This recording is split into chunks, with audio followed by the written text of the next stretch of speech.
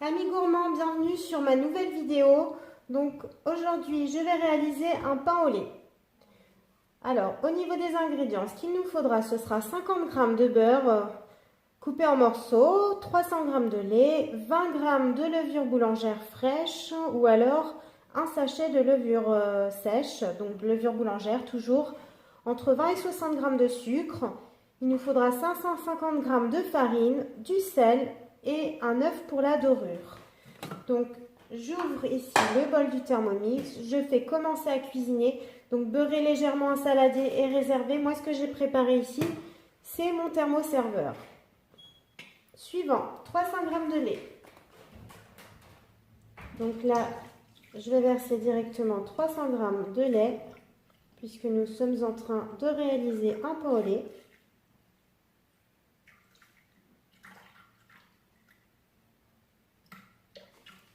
Et voilà, 300 g. Je continue, 50 g de beurre coupé en morceaux.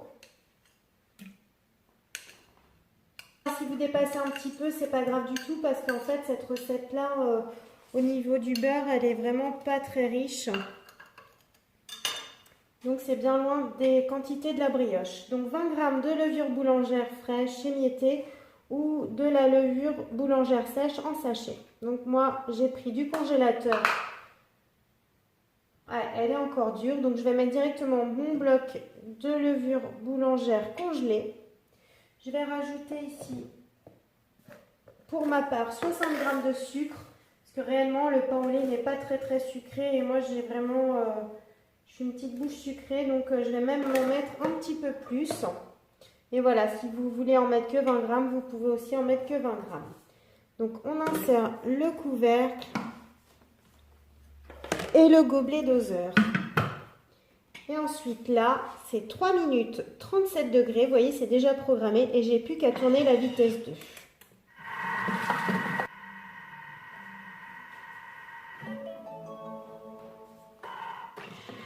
Les 3 minutes sont passées. Donc vous voyez tout est bien, bien dissous. Et donc on peut utiliser de la levure directement congelée. Puisque de toute façon, là, tout a été mis à température, donc 37 degrés. Alors, 550 g de farine. Voilà, 550 g de farine. Une cuillerée et demie de sel. Donc, cuillerée rase, donc une. Et une petite pointe. Voilà, une et demie. Insérer le couvercle et le gobelet doseur, donc je referme. Et là, c'est parti pour 3 minutes et le pétrin s'active automatiquement. J'ai plus qu'à tourner le bouton pour lancer le démarrage. Voilà, les 3 minutes sont passées. Transvasez la pâte dans le saladier préparé. Ici, mon thermoserveur. Thermoserveur, c'est simplement voilà, un plat qui maintient ou au chaud ou au froid, donc qui maintient la température de notre préparation. Donc vous voyez, c'est impeccablement pétri. Je retourne le bol ici et je bouge le fond du couteau. Donc je tourne, voilà, tranquillement. Et comme ça, vous voyez, le plus gros de la pâte est sorti. Après, quand il m'en reste un petit peu autour du couteau, ce que je vais faire... Hop, je vais remettre sur la base. Je referme. Je vais aller ici sur la petite maison. Je bascule l'écran sur le turbo. Voilà.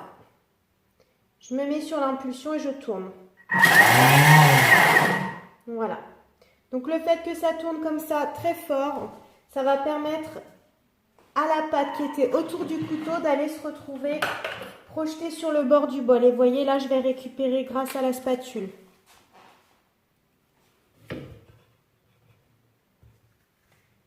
Et voilà. Hop.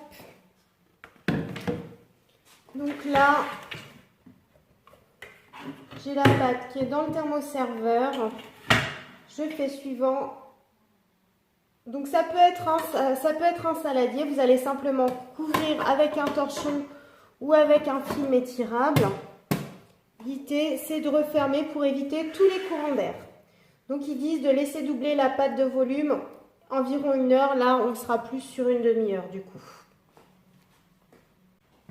Voilà, je pense que la pâte a doublé de volume, donc je vais la sortir. Je vais fariner un petit peu là mon plan de travail.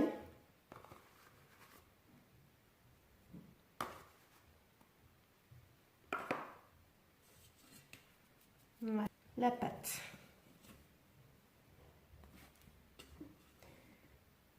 Donc je rassemble la pâte et je vais dégazer.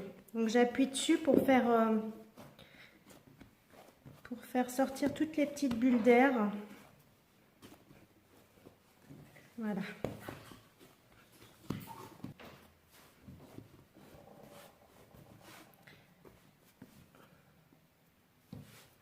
Voilà. Donc je vais couper cette pâte en 3. Donc, je vais essayer de faire 3 parts à peu près égales.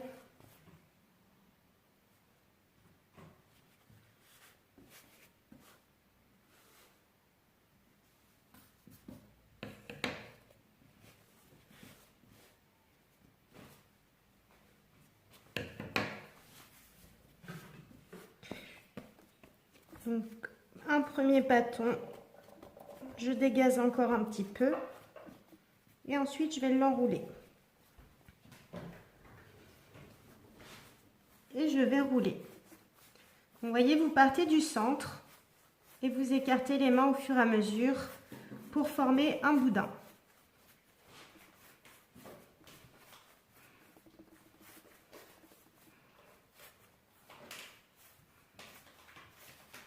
Voilà, j'ai un premier boudin et je vais procéder de la même façon pour les 2 autres.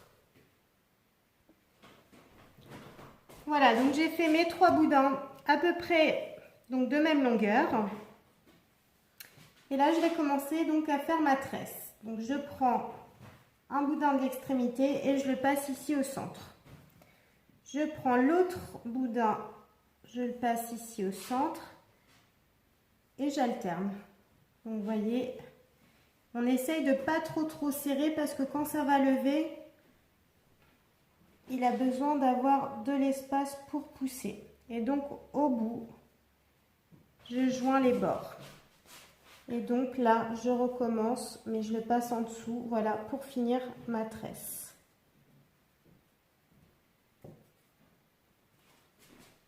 Donc j'ai préparé ici une plaque pour la cuisson.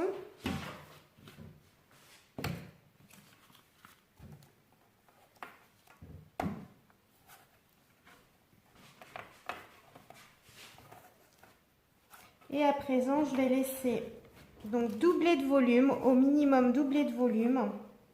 Donc après, pour gagner un petit peu de temps, ce qu'on peut faire également, c'est mettre le four à 50 degrés, on éteint et on laisse lever dans le four.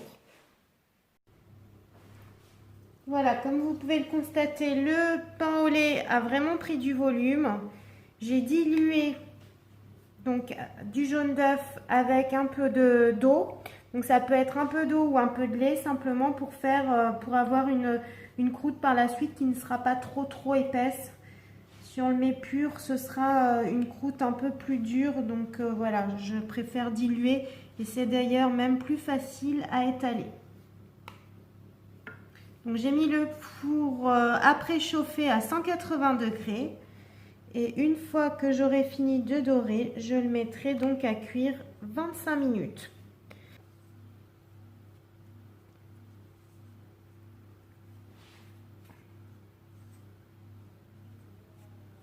J'ai essayé de bien faire toutes les petites jointures. De toute façon, quand ça va gonfler, ça va craquer. Il est prêt à passer au four. Ce que je peux faire aussi, c'est pas obligatoire, mais ça fait un petit fini sympa et puis ça donne un petit goût de sucre en plus. C'est de mettre des perles de sucre. Voilà. Et quelques petites perles de sucre sur le dessus.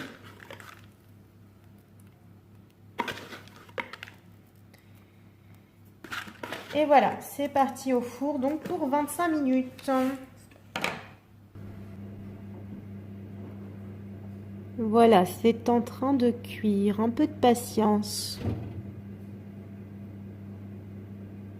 Ça donne après cuisson. Donc 25 minutes de cuisson. Et voilà, notre pain au lait est prêt. Et si on calcule les ingrédients, ça nous revient à vraiment pas grand-chose. Eh bien, bon appétit!